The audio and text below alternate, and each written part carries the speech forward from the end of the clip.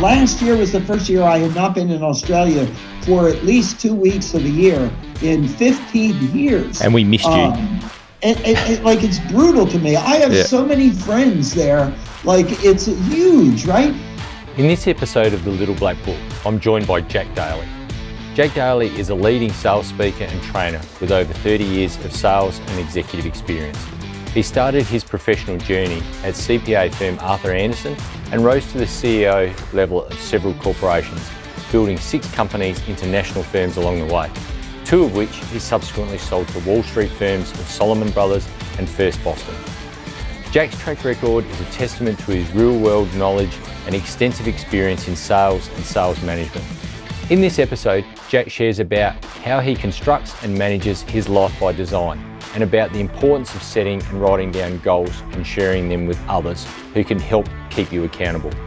We discuss how at an early age he developed a group of mentors from whom he could learn, and how he's kept that discipline through his career.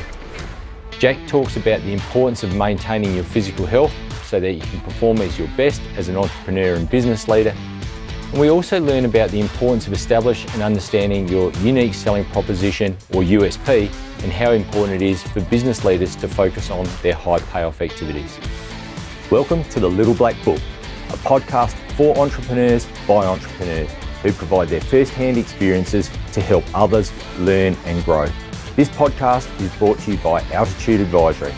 Altitude Advisory is a modern business advisory firm helping business owners build a better business for a better life. Mate, favourite movie of all time? Favorite movie of all time, It's a Wonderful Life with Jimmy Stewart. It comes out here in the States on Christmas week, and every time I watch it, I've got tears running down my face. Yeah. And I just think about my life and gratitude and how blessed I am. And I would love to be in a position where the whole town came out and bailed me out of a financial situation if I found myself in it. Yeah.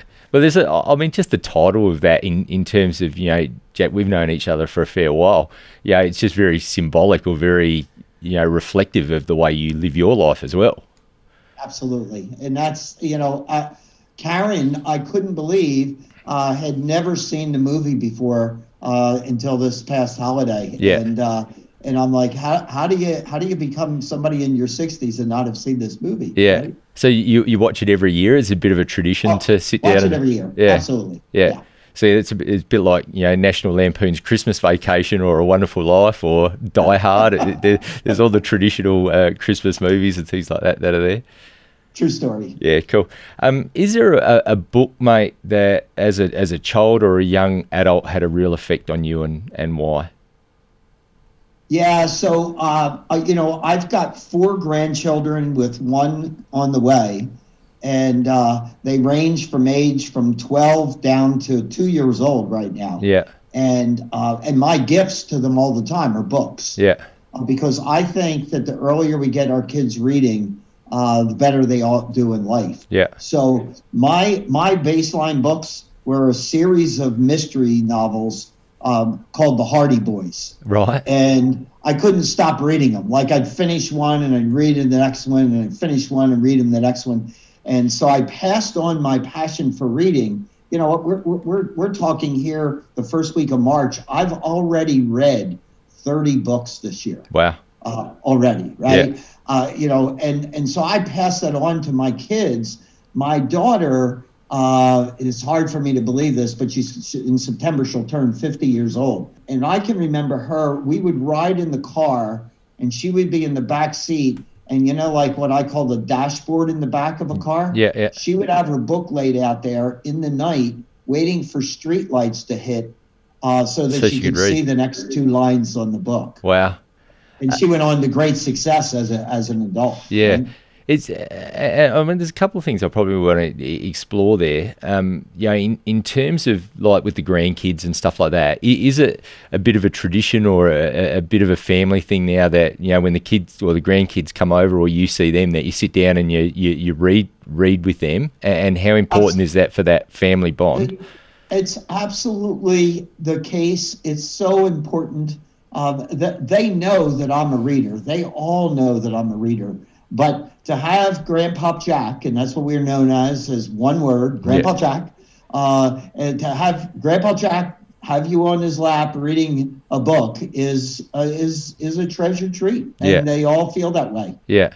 And so in terms of reading now, you just said that you've read 30 books already in the first couple of months of the year.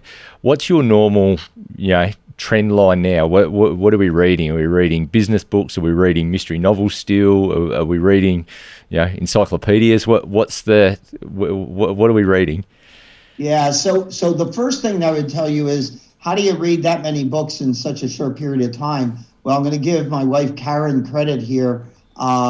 She turned me on to audio books this year. And so I do a lot of physical exercise, and while I'm out there running and all that, I'm listening to books. Prior to that, I was a Kindle maniac. And I haven't picked up my Kindle this year yet, but I'm just pushing through books. I naturally go towards business books. Business excites me. It's excited me since I was 7 years old when I first sold pot holders that I made in the neighborhood. At 12, I built my first company. At 13, I had 5 employees. I mean, business is just my pride and joy. And then personal development books. People that can inspire me to take my game up another level, and so I'm always tracking biographies of people that are just swinging for the fences and making it. So I can tell you the last 2 books that I read in the last week, one of them was on Lululemon, and the founder wrote it, Jim Conley, and it's all about the journey of building it, but then also losing control of his company, similar to the way Steve Jobs did at Apple, and the journey that he took. And great learnings in that book about how to grow a very, very fast company. And then the second book is called, by the way, the Lululemon book is called Lululemon. But the other book is called Love is Free, but Guac is Extra. Right. And it's written by the guy who built Chipotle, the Mexican chain restaurant into thousands of stores. Great readings. Yeah. So, and it's amazing, you just mentioned like audiobooks and so forth now, how that's been a real game changer, I reckon, in the last couple of years. My wife, Ali, Ali's not necessarily a reader, and she's just now finished 3 books and I don't think she's read 3 books in her life. She's read 3 books in the last couple of months because exactly like you, she's out exercising, going for a walk and all that sort of stuff. And she actually came to me last night. She said, "Okay, I'm ready for my next book now. Get me this." And I'm going, "Okay." It's good. Like we've changed habits. So and so Karen's out riding to work and back and listening in the car. She's also doing some running, and a lot of times we'll pass on tips on books, and we each are listening to the same book, and then we have a lot to discuss. Because she owns and runs a successful big business. You've always done a lot of travel. You can just look on your website and you've got your annual, I'll call it scorecard, how many travel miles you've done and things like that. But is there a single travel experience that's had a massive impact on you and your leadership or personally, and why? Yeah, so this is the ultimate for me, and that is the Polar Circle in Greenland. Now, how did I get there is the good story, and that was I'm a marathoner, and I had a goal to run a marathon in all the 50 states in the U.S., and I had a goal to run a marathon in all the continents, and I've done both of those. But when I went to Antarctica, which is one of the continents, I expected it to be amazingly cold and scenic and snowy, and it was muddy and unattractive, and it just didn't do what I wanted for me. So I said to a buddy of mine who was there, "Hey, this was disappointing. Let's go find something that's really going to tweak our buttons." And we found this North Pole Polar Experience. I'm talking, Andrew, here's what I'm talking about. I'm talking about ice-based, below zero temperatures, 25 mile per hour winds, and the first 10K was snow to the knees. And people have asked me, what was going through your mind as a late 60s and age guy on the polar circle with no snow to your knees. And I said, what I was thinking was how blessed I am, how grateful I am to be 60 some years old, 69, I think I was at the time, to be able to afford financially to be here, to be able to afford the time to be here, and to be in good enough physical shape to endure this. I know all of that. And so it's just a pinch me moment. And the takeaway is we actually can do so much more than what our initial impression is. That just raised the bar. And when I read my books that are inspiring, I'm looking to get people to just challenge what I think is really doable or practical. Right. And I think that makes a really good point. Is that most of the limitations I think that we put around ourselves, they're false ceilings. And you can always push yourself that 10-15% extra than what your mind's probably telling you can, or you can just read for a bit longer, or you can work for 10 minutes extra. It's just doing that little bit extra that I think sets apart high achievers from just everybody else. Hey, look, the penultimate in athletics is the Olympics, right? And, we've got an Olympic Games coming up here if all things go well. And, there will be 40 or 50 or 60 new Olympic records set in just that 2-week period, right? Whereas, 4 years ago, people would have said, well, that'll stand for the test of time. Manute Bol, every time he comes, he goes and sets the new record, right? So Roger Bannister, 1954, he breaks the 4-minute mile. He did what was impossible for the life before him. And you'd think he'd hold the record forever. He holds it for less than 30 days. Because all the elite runners said, well, wait a second, if he can do it, I can do it. Correct. Right? And so we all have that inside us. Anytime we think that, hey, could we really go a little bit further? The answer is yes, you can. That's really good advice. You caught the entrepreneurial bug and you touched on it, just a little while ago, really, really early. You just, I think at age 13, you had 5 employees and all that sort of stuff. I find it's a fascinating story. Just tell the listeners how you got started and how you dominated your space as a very young man. Dominated the space. That's really funny. Well, at 7, I saw little girls weaving pot holders to hold the hot handle on the pot. And they were selling them to moms and grandmoms. And I said, gosh, it's such a simple thing to make. I'm going to knock on the doors and try to sell them to moms and grandmoms. And I do it, and I'd get rejected because they would say, well, Mary and Sally and Molly sold me these pot holders. I got enough pot holders. And I'm like, yeah, but you don't have a pot holder sold by a little boy. And I'm the only little boy that makes them. So you got to have one, if not 2 pot holders by a little boy. Do you want 1 or 2? And I just gave them a fait accompli. You're just choosing 1 or 2, not none, right? And so the girls shared the market and I own the market. And when you own the market, what's the price can you set? Anything you want. And so I charged twice the price and sold it to every mom and grandmom, and the girls had to share. So I got the bug early on there. Well, at 12 years old, I took this newspaper route over from a kid that had it before me, and it was 32 customers after school. And I got to a corner, and we turned the corner, and I looked down the street, and there were other houses down there. I said, who delivers the paper to them? And the kid said, oh, I don't know if they even get it. Well, the next day, I'm knocking on their door saying, you want to buy the paper? And a year later, I had 275 papers. Now, 275 papers was a lot of money to me, but I hated delivering 275 papers. I like selling. And so I hired 5 kids that couldn't get a newspaper route because they weren't 12 years old, and that's what you had to be. And I split the money. The company gave me 50-50, but I didn't give them the tips, which is where all the money was anyway. And so right then, I just said, I'm going to be an entrepreneur. I'm going to build businesses. That's what I'm going to do when I grow up. That's really cool. And I reckon there's really two important messages in there. One, about the potholders. You had a unique selling proposition that you identified like really early. I'm the only boy selling this. And then secondly, with the paper round, well, just the identification of leverage. And I know, you've always said, if you don't have an assistant, you are the assistant. It's a perfect example of how you can scale up and focus on higher paying activities. Without a doubt.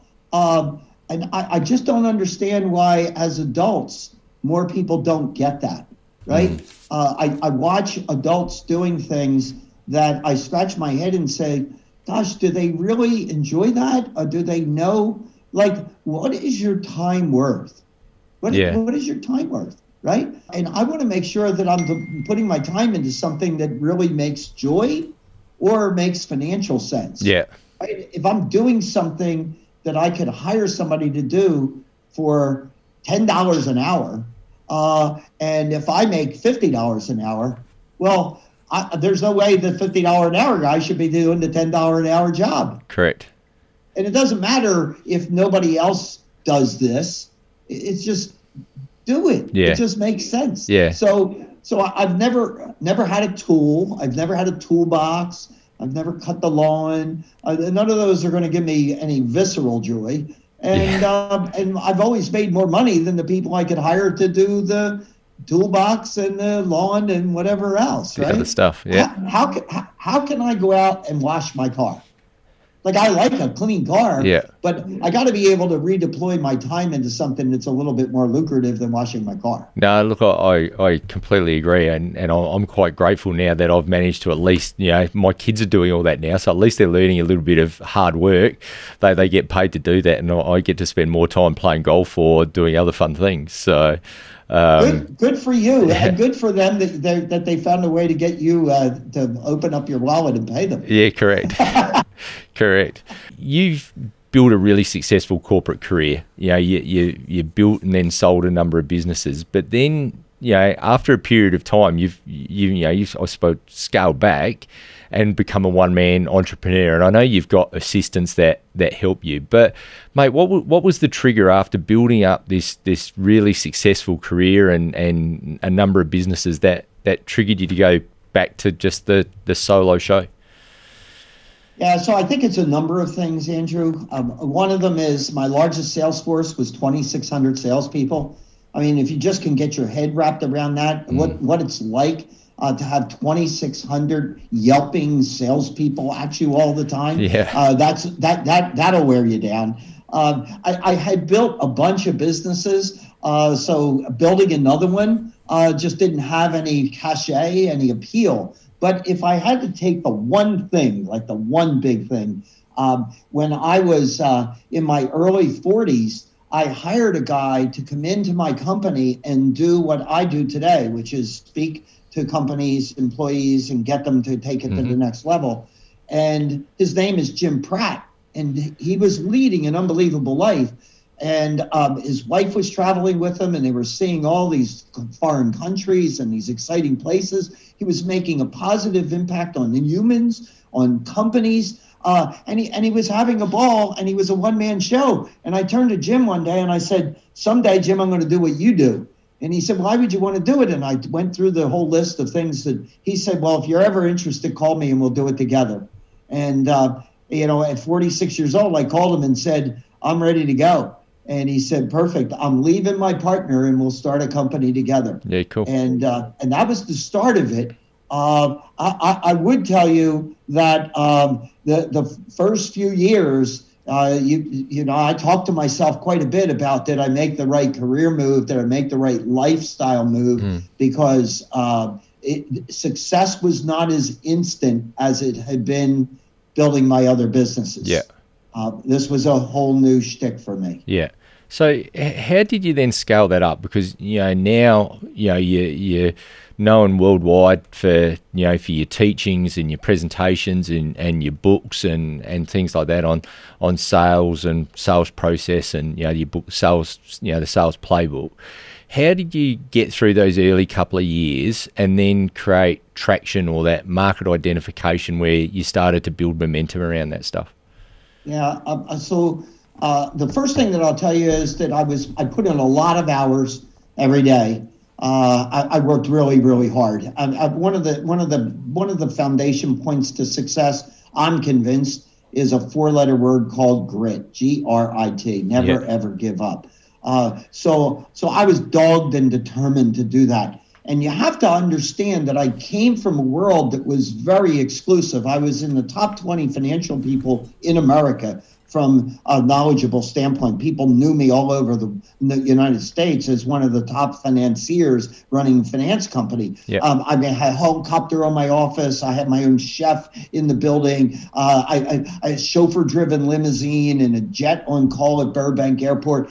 And all of a sudden, I'm working 12 hours a day as the one-man show with Jim Pratt, right? And I'd finish a 12-hour day. I'd go out and get into the car in the parking lot, and I was sitting there, and the car wasn't moving, and I was in the back seat, and I realized, oh shit, I got to drive this myself. And it was the moment of awakening. Yeah. And I spent 2 or 3 years in the speaking business as the starving speaker, just trying different approaches. But what I wanted was, I don't want to build my business like everybody else does. If you build your business like everyone else does, then there's not much to differentiate yourself from them. And if you're not much to differentiate, then you're squeezed into competing on price. Yeah. But the more you can be different and the more you can differentiate yourself, then price doesn't matter. So instead of, as a speaker, me getting booked through speaker bureaus, which are like talent agents, who take 30% cut on your fee, I decided to build my relationships with what I would call centers of influence. On my website at jackdalysales.com, I have 4 magazines, and one of the magazine's cover stories is "Who is your swim coach?" Which is the centers of influence, people that don't necessarily hire you but could bring you business. So EO, YPO, the Tech, Vistage, the Council of Growing Companies, CEO Global, anywhere where business owners and leaders meet, I want to speak to those groups. And the more they get to know me, then the more recommendations I get. And so in the last 5 years, I would tell you, in all my speaking engagements, I probably got booked one time in a speaker bureau, and that was because a client saw me and called their speaker bureau and said, "Get Jack Daly to speak here." Yeah, okay. You make a really good point there just about swim coaches, and I've heard you tell the story and where that terminology comes from. I reckon it's a great story because it sort of goes into some of your goals and when you started doing Ironmans, but the lesson out of business is really important in that story as well. Are you happy to share it? Yeah, the story gets really long, so I have to find a way to shorten it. But first of all, at 58 years old, 14 years ago, I didn't know how to swim. And, the Ironman starts with a 3.8 kilometer swim, 180K bike, and then a 42K run. Long day at the office. But you got to know how to swim. It's on the clock. You got to finish it in a certain amount of time. I hired a coach. His name was Steve. And he taught me to swim, and he's awesome. But at one point, I started cutting him back on his hours, and he said, "Why?" And I said, "Well, I got to get some time in on the bike." And he said, "What kind of bike do you ride?" And I said, "Well, I don't even have a bike." So he introduced me to a guy for the bike. Then he introduced me to a guy to fit me on the bike so that it was perfectly fit to me. And then he introduced me to a strength coach to work on the right muscles. And then he introduced me to a nutritionist, and the list goes on. And the team was why I was successful. So one of the lessons that I learned there was put together, if you're a salesperson or if you're a business owner, put together a team of resources that if you're not the answer to their challenge, their solution, their pain, to put them in a place of pleasure, if you're not the answer, you know someone who is. Because the more that you can help your prospects and clients with their challenges, the more trust goes up with you, and all of a sudden the referral business just explodes. No, right? exactly. And it makes a lot of sense. Surround yourself with those centers of influence and swim coaches and people like that can open doors, make introductions, help you solve problems. And if they can't do it themselves, they can connect you with other people that can. Yeah, and here's the beauty of it, Andrew, is that a lot of times your competitors are not calling on the centers of influence because they don't buy your stuff. Yeah. Right. And it's like they miss it. Yeah. And so it's a beautiful thing. My competitors in the speaking business, they're calling on the speaker bureaus and getting that relationship going, and I'm sidetracking it. So therefore, the guys that I'm working with are not getting their doors beat down with people like me. Yeah. No, it makes complete sense. Now, on the fitness side of things, I've heard you describe yourself as a 70-year-old with the biological age of a 40-year-old. Mate, you do a lot of exercise, a lot of fitness. Tell us what do you do? What does a normal routine look like? And then how important has that been over your journey in terms of the success of your business? Yeah, you're asking really, really great questions, and this is lifelong lasting question here. If you don't have your health, if you don't prioritize your health, your priorities are out of order. I love my kids. I love my grandkids. I love my family. I love my sibling. I want to be around a long time. And I don't want to be somebody that's around a long time and needs other people to caretake me. I want to be a vibrant guy, right? So at 28 years old, I put on my life list, which when the movie came out, I changed it to the bucket list. But at 28, what I said was, I want to live to be 125. And people looked at me like I was lost my mind when I was 28 years old, saying 125. But what I said to myself was this: if I could lead a healthy life between 28 and 75, by the time I hit 75, medical science would probably figure out how to take me to 125. But if I handed them a broken down 75-year-old man, they wouldn't inject the science, right? So you're looking at a guy that grew up in the 60s, sex, drugs, and rock and roll, who's never had a drug, who's never smoked a cigarette, who's never had a cup of coffee. And I have diligently taken care of my fitness, and it helps that I like doing the fitness stuff, right? So find the things that will help you be fit that you enjoy rather than it's some kind of a labor or punishment, right? Yeah. So a typical day in Jack's life, first of all, my name is Daly. At the track, if you bet 2 horses, it's called the Daly Double. Yeah. So I refer to my goal is every day to do a daily double. So I'm going to do something in the morning physical and something in the evening physical. What that something looks like usually is I'm probably going to spend an hour on the Peloton riding in the morning. Yeah. I'm probably going to spend somewhere between 300 to 500 sit-ups. And I'm probably going to row for 30 minutes. Right. And I get up at 5 o'clock, and by 7 o'clock, I've got that out and done. 7:30, I'm done with breakfast, and now I'm ready to do business.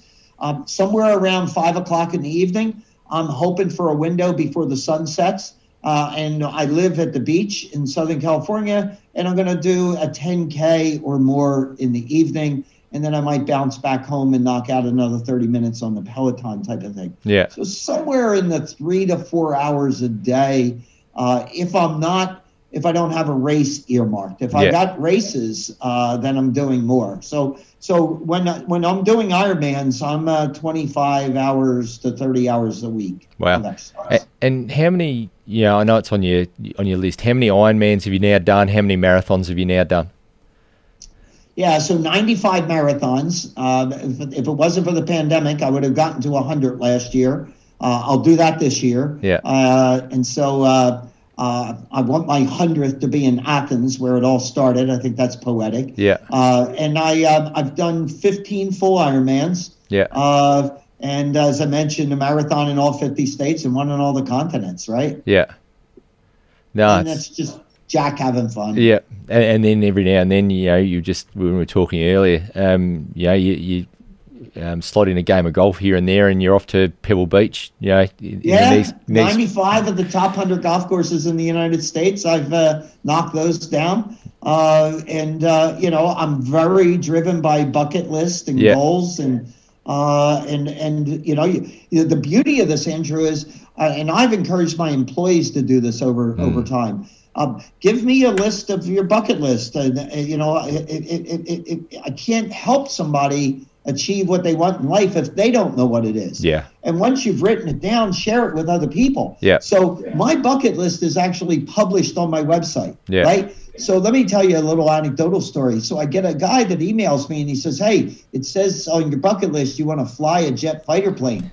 Is that still not done?" And I said, "Yeah, it's still open." And he sends me another email with a picture of a jet fighter plane. And he says, "I bought this from the U.S. Air Force. Would this qualify?" I said, "Heck yeah." And so we arranged a meetup. He puts me in the back behind him. He takes me up. We do a bunch of barrel rolls and all that. And then he's talking to me in the helmet. And he said, "Here, that toggle in between your legs, just grab a hold of it. I'm going to give you control of the jet and you're going to fly it." And I flew a jet fighter plane. Now, here's the backdrop. If I didn't put it on the list, and if I didn't share the list, then he wouldn't have surfaced and it never would have got done. It's such an important. So I've got over 300 items in my life done that are big things. But I'll also tell you I have things that are undone. I want to meet a president of the United States in the Oval Office. I don't have that done yet. I want to fly on Air Force One. My guess is if I get the first one done, I'll get that done at the same time. And then you know, I want to carry the torch for the Olympics. Yeah, so I mean, there's some cool stuff on there. So for anybody that hasn't seen, you know, Jack's bucket list, it's on your website, you know, jackdaly.com, isn't it? So look it up, and you know, and I think your point that you make, Jack, about getting your employees and your team members to do it is such an important thing. You know, you get them focused. You know, you can set, you know, performance goals and all those sort of things around helping them get to those sort of targets, and it's such an engaging thing to do with your team. Here's where I come from, Andrew. Look, if I, as the business owner, had 3 bucket list items for every one of my employees, and let's just say I had 20 employees, I got 60 things on the menu. I get up every morning and look at the 60-item menu and say, is there anything on here that I can make happen for somebody? Gosh, that's exciting. It is. And usually the items are not that big of a deal.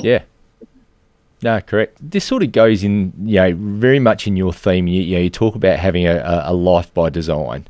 When did you identify that, I guess, that theme? You know, does it go right back to that, you know, 7-year-old, 10-year-old? You know, and I know you spent a lot of time, you know, early on as a golf caddy learning from people and stuff like that. How did that theme come about? Yeah, so you're right there. So we're back at the golf course. So I'm the oldest of 5 kids. All my brothers and sisters are still with us and alive. My brother is the next one down on the chain, and he's 3 years younger than I am. I don't think he ever had new clothes bought for him. He always got my hand-me-downs. And the reason I give you that is because I didn't come from a rich family. But when I went out to caddy at the private club in the city I lived in, there were guys golfing on the weekdays. Like, they'd be playing on Wednesday. They'd be playing on Friday. They'd be playing on the weekend. And when they arrived at the club, they had nice cars and recent vintage, and they lived in big, nice homes. And we didn't have anything like that. And I just said, gosh, this is eye-opening. Like, if I had a choice in life, I'd rather be what they're doing than what my dad's doing, working 6 days a week just to put food and clothing on his kids, right? And but they would never, like, agree to meet me at their office. But they came to mine. I called it the golf course. And we walked side by side for 4.5 hours. And I just made a list of questions that I would ask anybody that I caddied for. I want you to think about me asking you at 13 years old, how did you become so successful? If you had to do it over again, what would you do different? What do you think the 3 key things were? What advice would you give to me in today's world at 13? Those were the nature of my questions. You'd come into the clubhouse afterwards and go and sit at the bar and grab a beer with somebody and say, hey, have you ever had that Daly kid carry your bag? Oh, did he ask you the questions? And I'm going to ask for that kid again. I had 200 successful people invest in me. And I heard common themes. And one of the common themes I heard was this: you got to have goals. They got to be in writing. Don't pick too many. Pick a date when you're going to get them done and share them with other people. And I literally have been doing this for over 60 years. In fact, not knowing that you were going to ask this, but here it is sitting on my desk. I can tell you that this folder has in it my goals. They're posted on my website for the world to see. There they are. Yeah. And then in my calendar is my tracking system, old school, writing down every day, everything that I did that relates to that. I can go into the back and see what the key things are, and month to month, and I can look at where I was the year before for a year-to-year, month-to-month lookup. Yeah. This is a practice, Andrew, that I started at 13 years old. I have been doing this every year since then. And it's amazing, I suppose, the discipline that goes with doing that. And so many people don't progress or don't achieve the successes they want because they sit back and they, wait for something to happen as opposed to going and making something happen and having the discipline to actually then go and execute. Yeah, I know that there are some people that get lucky in life, but I think the majority of people that are successful were focused, they were driven, they were determined, and they were disciplined and held themselves accountable. And you know what? I look at what I get done every month. I look at the things that I get done quarterly and annually, and I pinch myself and say, wow, it's such a simple process. It takes me 3 minutes a day to make my log. Yeah. 3 minutes a day. Yeah. And, people go, well, I don't have, they see that journal or that diary. So I don't have time for that. Three minutes a day. Yeah. Look, my brother is 3 years younger than I am. We're about as far apart in life in terms of however you would define success. No matter how you would determine it, you would say, Jack has lived a life of success compared to Joe. And, we grew up in the same house. We shared the same bedroom. But he doesn't have the discipline. If you asked him if he would like to be successful, he would say yes. But he thinks that it's going down and buying a lottery ticket is the route. Yeah. No, that's... there's different sorts of luck, and lottery tickets isn't normally one of them. There are people that win the lottery, but I just wouldn't take that route in life. Yeah, it's a very loose way to try and get ahead. In terms of your speaking, you spend a lot of time on the road. The traditional, get in front of a big audience and crowd and engage with them and speak to them. Now, we've just gone through, global lockdowns and national lockdowns and things like that. That, it's been a massive disruption to you and your business. How did you reposition yourself? How have you managed to work through that? How have you pivoted to stay relevant and stay engaged with the people that want to hear from you? Yeah, so you know what, Andrew, that my whole life I've had to navigate through tumultuous waters. It's not just the pandemic. I can think of how I thought as an adult that I was going to die of AIDS, because the way the world was, it was like everybody's going to die of AIDS. When the .com blew up, how are we going to survive from that? When the global financial crisis hit in 2008, and how are you going to go and navigate through that? I was running a mortgage company, and interest rates for a mortgage on your home were 17.5%. In the States today, it's 2%. Yeah. How am I going to survive that? So the pandemic to me is just one more crisis that I've had to deal with, right? Do I like it? I don't like any of them. But I don't have control over that. So I have a very, very simple mind. It says focus on that which you have control over. I don't lose any sleep over that which I don't have control over.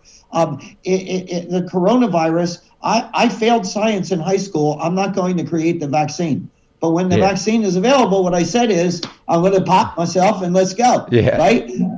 But that's it. I'm not going to spend a lot of time. I'm not going to watch TV and watch how many people died in the state of California yesterday. It doesn't impact my life going forward. I have to focus on that which I have control over. So I'm not happy about being off the road. I average 200,000 air miles a year or more, right? In 2019, I visited over 30 countries. In the last 15 years, last year was the first year I had not been in Australia for at least 2 weeks of the year in 15 years. And we missed you. Like, it's brutal to me. I have so many friends there. Like, it's huge, right? And it's such a big space in my heart that's missing. But I don't have control over that. So I said, okay, how do I do my business? Well, one thing is that I do write books. I've written 9. So I wrote my 10th book, right? And it's waiting at the publisher for when do we want to release it, ideally, right? I also built a professional studio to do virtual presentations. Like the technical people, when I've done with my virtual presentation, whatever those guys are that work all the machines from far away, they always comment and say, of all the speakers, this is amazing what you've built. But all I said was I want it to be as real can be. And my audience is telling me it's as if you're in the room with me and I got a front row seat. It's amazing, right? Yeah. And so I've got professional lighting and the professional video and the 80-inch screen and all the rest of that. And do I like it as much as being in front of a live group? The answer is no. But guess what? My wife, Karen, you know what? She's in the office adjacent to the room, and you've seen me speak. Yeah. I'm screaming and spitting and sweating and running around the room. And she goes, you look like you're in front of 1,000 people. And I'm like, I am in 1,000 people. It's where I put myself mentally, right? Yeah. Of all things, Andrew, in June, I won a Guinness Book of World Records. I set a record. I addressed an audience of 21,000 business people at a conference. I saw that. Right? And I'm a 72-year-old guy. So anybody that tells you you can't teach an old dog new tricks, that's horseshit, right? So I built the studio. The other thing I did is in 2017, I started coaching CEOs around the world over the phone. But when I traveled, I could only handle a portfolio of 5. But since I'm not traveling, I can handle more. So I now have 15 coach clients that I'm working with that's given me that visceral joy of helping them grow their businesses. And it's also plowing in a bunch of revenue that I wouldn't have had I not expanded the deal, right? Yeah. So I did the book. I did the virtual studio. I did the coaching, and I'm fully engaged. I run out of time in day. I'm completely immersed in life and business. Yeah. So instead of looking at it and saying, well, here's a negative, oh, well, it's me. Well, let's get out and do this and do this and do this and solve a problem. I speak to a lot of salespeople, and I will tell you that I'm so frustrated in the past year of salespeople hiding behind the curtain of excuse. Well, I'm really good face-to-face. I'm really good at networking, and you can't do that, and you can't do this. It's a bunch of baloney. I've been doing it for the last 12 months very successfully. I booked 5 gigs today. Yeah. Like, if I could take this video camera and show you my desk of all the things that need to go out, confirming what was agreed upon based on calls today, there's no issue here. Yeah, that's perfect. Yeah, it's a completely different lens to look at it through than a lot of people have adopted. So look, my wife of 47 years, her name was Bonnie. We had a great run. She passed away from cancer in 2017. I thought I'd be by myself my whole life. And in August 18th of 2019, a 20-plus year client and I were at dinner together. Nothing had ever been romantic between the two of us. And today, here we are. Karen and I are together. We both say we think Bonnie's sent to me. But Karen runs and owns a substantial sized business. And quite frankly, I'm watching her network on a regular basis on Zoom. I'm watching her make calls, and it's really, what do you want to make of it? What do you want it to be? Correct. Exactly right. We get to choose. Correct. Everything's a choice. Everything's a choice. Mate, do you have a life motto? A life motto? Yeah. Do you have one? Nothing great was ever achieved without enthusiasm. Yeah. Now that's Ralph Waldo Emerson. Okay. Yeah. So, when I read his works, that was the part that really stuck out with me. Yeah. And you can attest, I'm in front of an audience. I am totally in. I'm so in. In Sydney, I was on stage in front of 300 and some people, and literally as I was walking the stage, I walked right off the stage and dropped 4 feet to the floor, and then bounced back up and continued with the sentence. Like, I'm in, all in. How can you play any other way? No, that's great. I love it. Do you have a mentor or a coach? I mean, you spoke about your training coaches before, your swim coach, your nutrition coach. Do you have any professional mentors or other people that you work with that help you out? Yeah, so it's an interesting question. Right now, I have 14 coaches in my life. Wow. 6 of them are on the athletic side. 5 of them are on my personal goals, and 3 of them are on my business. The personal goals, my 5, I call the board of directors of my life, and each one of them meets with me 4 times a year, one-on-one. So that's 20 visits. I can't go a month without somebody on me. Yeah. And the qualification to be a board member on my life goals is you have to care about me immensely, and you won't tolerate my bullshit. Right? So that you have to be a really strong person to be on that category. My 3 business coaches are people that I've been partners with in my life from a business standpoint, or somebody that I have had a long history with and a high regard that, again, cares about me but can give me the view of my business from a different perspective than what I do. So I'm not I don't look for Jack lookalikes. I look for people that are going to cause me irritation because they look at it a different way. Right? And then my 6 on my triathlon, those are all specialists: swim coach, run coach, bike coach, nutritionist, strength, and all that. I can't imagine trying to be successful without a coach. Think about all the successful people in life. The Fortune 500 CEOs have coaches. All of the people that are going to make it to the Olympics have coaches. The greatest musicians have coaches. But I, as a business owner or a salesperson, I'm good enough to go without. Where's the logic? Makes no sense. And it just goes to show somebody who is as successful as you and as disciplined as you has got 14 coaches just to help you out in the key areas. And other business owners or entrepreneurs have got none. Trying to solve it by yourself. It just doesn't work.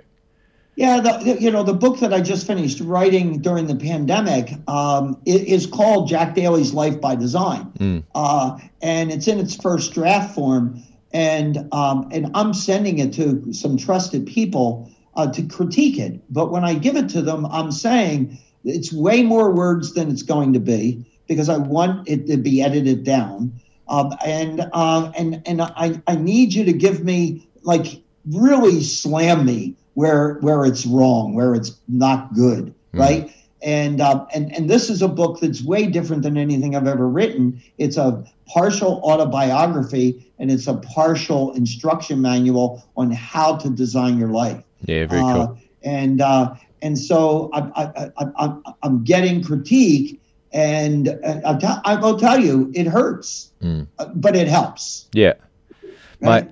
That's awesome, mate. Thank you. I don't reckon there's some awesome learnings in there. I really appreciate you giving up your time, and we look forward to catching up soon. So don't give up on time there, Andrew. It's just an investment in time. And if one person takes one thing out from the time we spent together, then we just had a good time together because we made a difference. Great. Thank you, mate. I really appreciate it. Absolutely. Hi, I'm Jack Daly, and it is a pleasure to be invited to share some ideas on life with Little Black Book.